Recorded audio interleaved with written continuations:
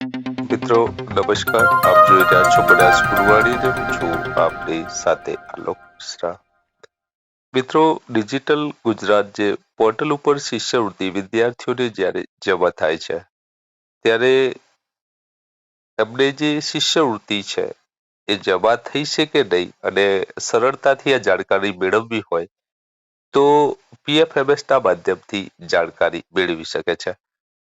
ગુજરાત રાજ્યના જે મારા તમામ આચાર્યશ્રીઓ છે ડિજિટલ ગુજરાત પોર્ટલ ઉપર એમની એન્ટ્રી પણ કરતા હોય છે અને એમની જે ડિટેલ છે, જે પ્રપોઝલ છે એ હાયર ઓથોરિટીને સેન્ડ કરતા હોય છે અને ત્યાંથી અપ્રુવલ થઈને એમના ખાતામાં શિષ્યવૃત્તિ આવતી હોય છે. પરંતુ મિત્રો પ્રશ્ન અહીંયા એવો થાય છે કે ખરેખર એ બાળકને શિષ્યવૃત્તિ મળી છે કેમ? આ વિગતની જાણકારી મેળવવા માટે મહત્વનો વિડીયો છે. બન્યા રહેજો વિડીયોના લાસ્ટ સુધી, કારણ કે આપણે લાવતા રહીએ છીએ શિક્ષણ જગતની આવી નવી જાણકારી અને માહિતી.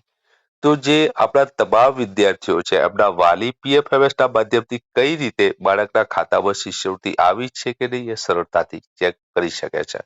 તો એના માટે સૌપ્રથમ મિત્રો આપણે ગૂગલમાં જવાનું રહેશે. અહીંયા આપણે PFMS લખીને સર્ચ કરવાનું રહેશે. આપ જોઈ રહ્યા છો PFMS ની સાઇટ આવી ગઈ છે, એને આપણે ઓપન કરવાની રહેશે. તો આ પ્રકારનું જે ઇન્ટરફેસ આપણને જોવા મળે છે.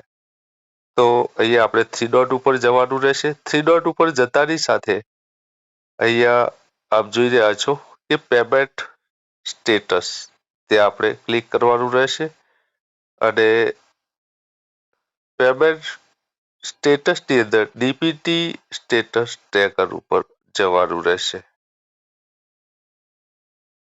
જતાની સાથે અહીંયા જોઈ જશો કે કેટેગરી આપેલી છે, DPT સ્ટેટસ આપેલું છે અને બેંક આપેલી છે. તો અહીંયા આપણી કેટેગરી પસંદ કરવાની રહેશે. તો અહીંયા આપણે ડિજિટલ ગુજરાતની કેટેગરી પસંદ કરી લેવાની રહેશે. આ ડિજિટલ ગુજરાત પોર્ટલ ઉપર જે કેટેગરી સિલેક્ટ કરવાની રહેશે. અહીંયા પેમેન્ટ સિલેક્ટ કરવાનું રહેશે. એન્ટર એપ્લિકેશન ID ઓર બેનિફિશરી કોડ. અહીંયા બે વસ્તુ આપણે નાખવાની થાય છે. જો આપણે હાયર ઓથોરિટી જે પ્રપોઝલ સેન્ડ કરેલી છે એની અંદર જે ID હશે, અથવા તો આપણે ડિજિટલ ગુજરાતની અંદર જે આપણી એપ્લિકેશન સબમિટ કરશું ત્યારે આપણી ID જનરેટ થશે. આ બંને અહીંયા એન્ટર કરવાની રહેશે.